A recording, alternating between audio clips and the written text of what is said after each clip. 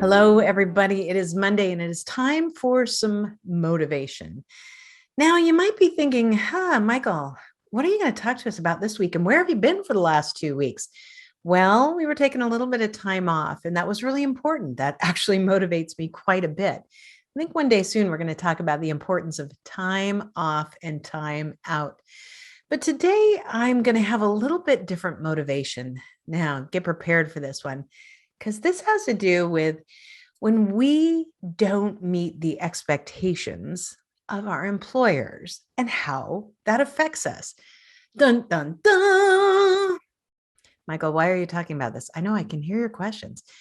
Well, last week I had someone that I care about very deeply call me, and she was quite upset. And she said, I don't know what to do. My boss gave me a review, and the review was not favorable, and I don't understand. And this is how the conversation started. Then it turned into one long, nonstop, seemed like just one long sentence of why this person was wrong and why this person, she didn't trust them. And, what did they have to say? They don't do as good a job as they could. And, who are they to tell her she's not meeting expectations? I'm telling you, it was one of those where I just sat on the other side of the phone and went,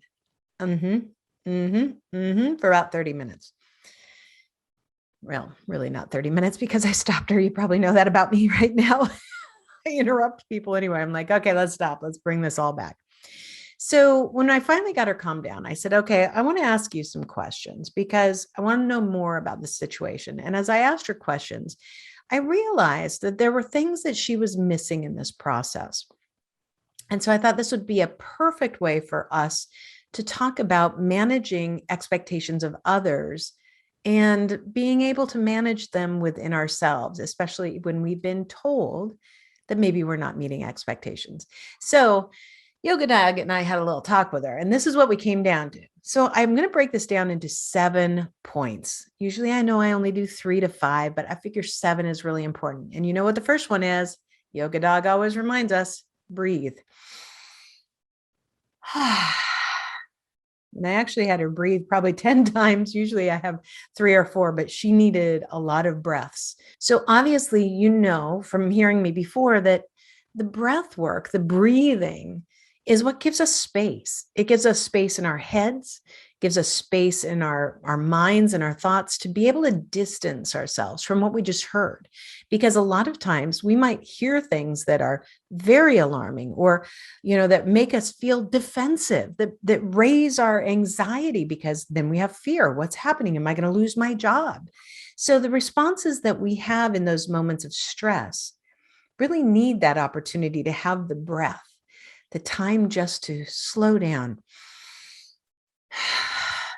and think more clearly. And that's really important.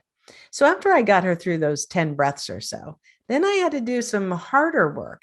And that harder work was not something she really wanted to do. Why? Because the next thing I had her do was look in the mirror. Remember, I tell you, you might not have a mirror with you, but pretend your hand is a mirror. You've always got it with you.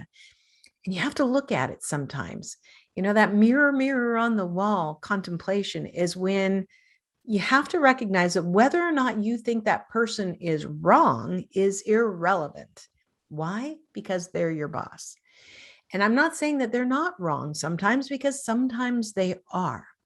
But even when they are wrong, if you immediately jump to they're wrong, then you're going to miss some very important lessons, and you're going to miss the opportunities to actually turn this around for your career in a positive way. Sometimes after looking in the mirror, you have to go back to number 1 and start breathing again, just to find that calm. After sometimes when you look in the mirror, you recognize that some of the things they said might be true. Or maybe they're even partially true or just a little bit true. But even if there's a little bit of truth there, or even if you don't want to see that there's truth there, but you do, that breathing comes in handy, because it's uncomfortable to see those things that we don't want to show up to others, especially in our working environment. So we did have to go back to the breathing again. And she said, okay, I'm willing to admit that there were some things that were said about me on this review that were true. but there were other ones that I feel were unjust. And I feel like a lot of the things that I've done well have not been covered. So how do I deal with that? So then I went into actually the principles from my very first book, Tell Me More, How to Ask the Right Questions and Get the Most Out of Your Employees. So here's a little reverse psychology using the listen, learn, lead strategy. And by the way, we have a great video on that from the Potential Academy. I would encourage you to listen to it. And use that listen, learn, lead strategy in this role as the employee receiving feedback that you don't care for. So here's the first one, listen, which means you have to be quiet. Now, when we hear even one little thing that we feel is unjust or that we don't like or that doesn't tell the story we want told, often we start jumping in saying, but, you've got it wrong. Zip it. Zip it. And listen. It's really important that you listen, even when listening makes you bristle, because listening is what you're trying to use as a conduit to fully understand. And yes, some things that you hear in that listening may be wrong. Some of them may be overshadowing the good things that you've done. Some of them may be just completely overlooking what you've done that's positive. But until you stop yourself from actually engaging and listen, you can't hear the whole story. And I'll tell you what, you'll practice number one again a lot during it, breathing in and out and in and out, and finding the way to just listen. And through that, that goes directly into learn. Because you're going to learn what's important to that person. You're going to learn what's important to the company. Because I'm telling you what, if you've got a supervisor telling you that you're off track on certain areas, then that supervisor has concerns about you, whether you agree with them or not. That can be detrimental to your career. So learn from it. Learn about what they're telling you and learn how that aligns to where the company is going, because you can't move to the next level of lead until you've listened and then learned from that.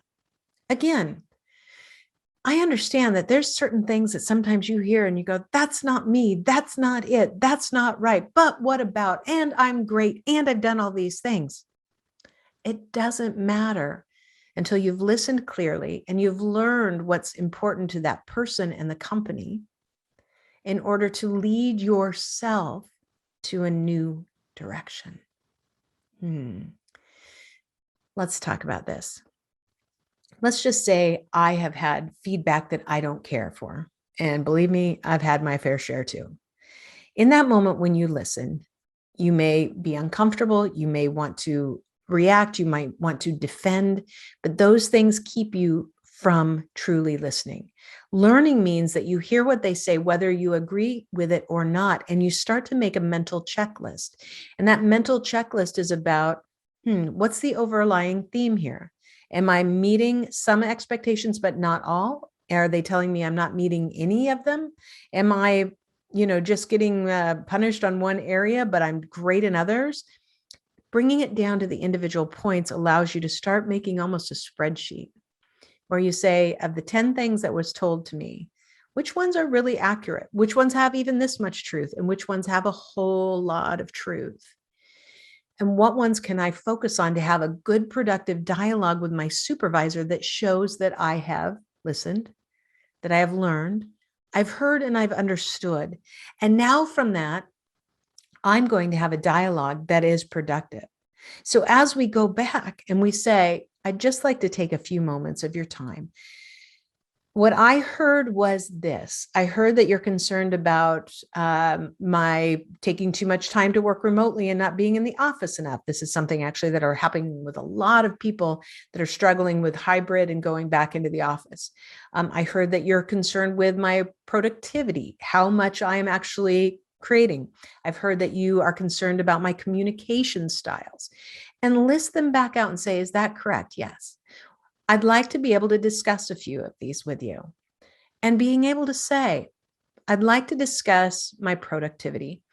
I have felt like I am producing at the volume that's expected of me in my position. But I hear you say that I'm not. Can you help me to find the strategies that will help me to align with what you're looking for with me? Now, see, what we're doing is you may not agree with all of them, but you have to have dialogues about them. You don't have to have dialogues about every single one, and certainly not at that point in time, but you have to be willing to have a dialogue. That dialogue is critical. That tells that supervisor something very important about you, that you are willing to learn and you are willing to adapt. Those are most critical elements of any employee that any of us are looking for. People who are willing to and want to learn, and those who are willing to and able to adapt. That doesn't mean you have to give up all the things of who you are, but it does mean that in jobs, sometimes we do have to suck it up a little bit and hear that if somebody is telling us we're not meeting expectations, that we're not meeting their expectations. And that means you may have a more difficult line ahead of you to have dialogues that actually get that person to say, you are meeting my expectations. That comes through something that's so important, which is communication. And that really runs into my last 2 points. So number 6 is to revisit. Instead of going away into your corner to, try and protect yourself or feel how, just be uncertain about your future, ask your supervisor when the next time you are going to meet to discuss how you are progressing. Say, I understand. I've got to tell you, I'm absolutely going to work on these areas. And you don't have to pick every one of them. Just pick the most important thing. Pick one thing and say, the first thing I want to work on is this, and be proactive at what it is. I want to first work on meeting your productivity expectations. When is the next time that we can meet to talk about how I am progressing?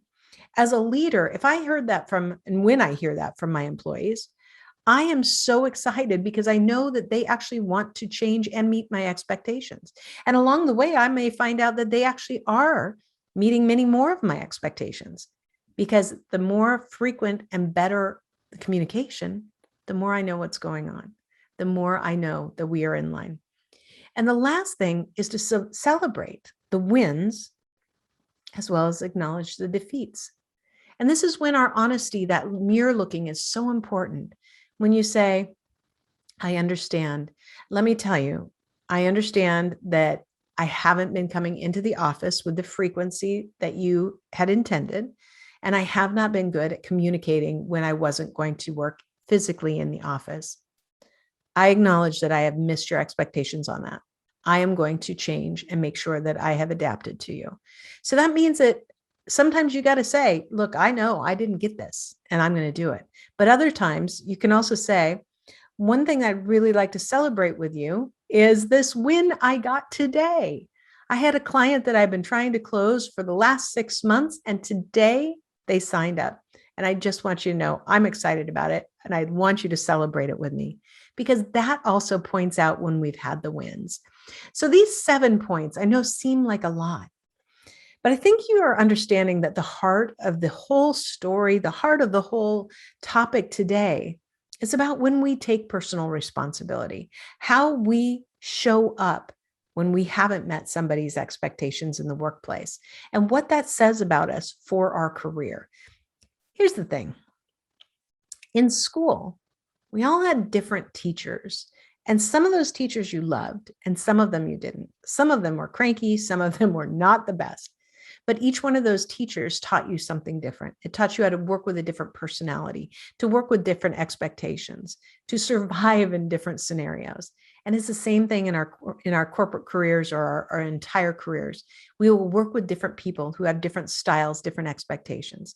But the people who would do best in their own careers are the people who are always willing to communicate. That's what's motivating me this week. So it might have seemed like a different one to come back to, but I know it makes a difference for all of us. Have a fantastic week.